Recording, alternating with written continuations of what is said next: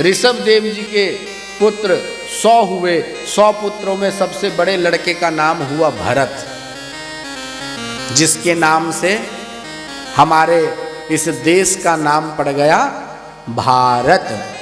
पर अभी भी हम शंका में हैं कि इंडिया कहें इसको या भारत कहें, कंफ्यूजन मिट नहीं रहा है, उसमें भी राजनीति हो रही है। इंडिया नाम तो आंग्ल भाषा में बाद में हमने रख दिया, पर भारत नाम तो हमारे चरित्र के कारण हमारा भारत नाम पड़ा है। इंडिया नाम पड़ने के पीछे क्या वजह है बताओ कोई? अगर वजह है तो हम कहें इसको इंडिया, पर भारत कहने के पीछे तो वजह है कि यहां 3 भरतों ने जन्म लिया। 3 भरतों ने यहां जन्म लिया। शकुंतला के पुत्र ने यहां जन्म लिया भरत के रूप में। जड़ भरत जी ने यहां जन्म लिया और भगवान के भाई के रूप में स्वयं भरत जी महाराज का यहां जन्म हुआ। पहले इस देश का नाम पता है क्या था? पता ही नहीं होगा। इंडिया तो सबको पता है, पर पहले क्या था वो पता नहीं है किसी को, इसीलिए कंफ्यूजन बनी हुई है। पहले इस देश का नाम था अजनाभ वर्ष, और अजनाभ वर्ष के बाद में जब इस प्रकार के राजाओं का वर्णन आया, जो ऋषभ देव जी के 100 पुत्रों में सबसे बड़े भरत हुए, उन्होंने जब राज्य किया, उनके उस राज्य को देख करके और सब जगह सुख ही सुख, सब जगह संपदा, हर प्रकार की प्रजा में खुशहाली को देख करके इस देश का नाम हो गया भारत। भा माने ज्ञान, भा माने चमकना, भा दीप्तो संस्कृत की धातु है, और रत माने सदैव, निरंतर, कंटिन्यू। बोले जो निरंतर चमकने में रत है, कैसे? बोले अपने कर्म के द्वारा, अपनी क्रिया के द्वारा, अपने आचरण के द्वारा, इसीलिए इस देश का नाम है भारत। अब इंडिया वाले बताओ कि क्या तर्क है इंडिया रखने में? इसीलिए ये देश है भारत, और ऐसे भारत देश में हम लोग रहते हैं।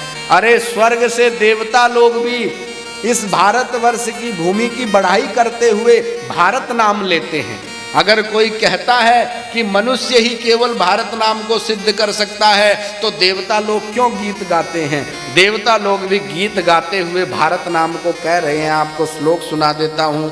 देवता लोग कहते हैं कि अहो अमीसाम किमकारि शोभनम प्रसन्न एसाम सिदुत स्वयं हरि यैर्जन्म लब्धम नृषुभारताजिरे नृषुभारताजिरे।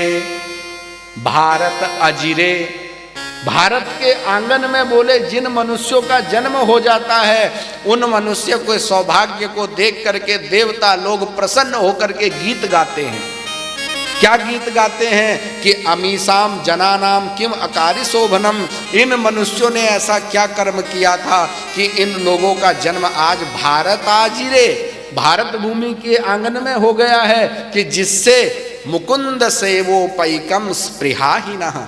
भगवान मुक्तिम ददाति इति मुकुंदः, मुक्ति को प्रदान करने वाले मुकुंद की भक्ति को ये लोग अब अपने घरों में बैठ करके करेंगे। राम राज्य की स्थापना होगी, भगवान राम अयोध्या में आएंगे, ऐसी भावना इनकी बनेगी। बोले ये जो लोग हैं, इन लोगों के सौभाग्य को तो देवता भी सराह रहे हैं।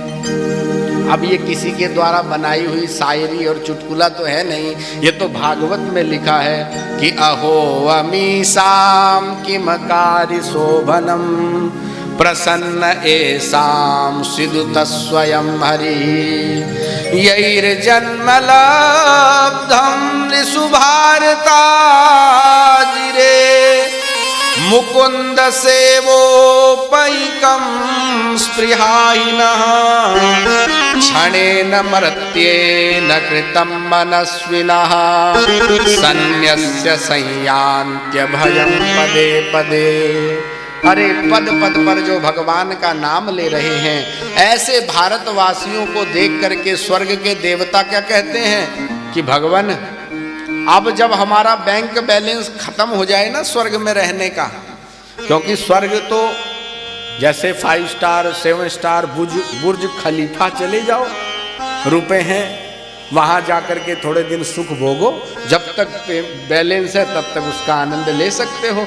तो स्वर्ग भी बुर्ज खलीफा है, उसी की आपने लग्जरी व्यवस्था स्वर्ग में आपको मिल जाएगी। पर जब पुण्य नष्ट होगा तो पुनः आना पड़ेगा। तो देवता कहते हैं भगवान जब हमारा बैंक बैलेंस खत्म हो जाए तो कृपा करके हमको भी इसी भूमि पे जन्म देना, कहीं ना कहीं किसी माता पिता की संतान बना करके भारतवर्ष की भूमि पे हमको जन्म दे देना। बोल भारत माता की जय जय श्री राधे श्याम।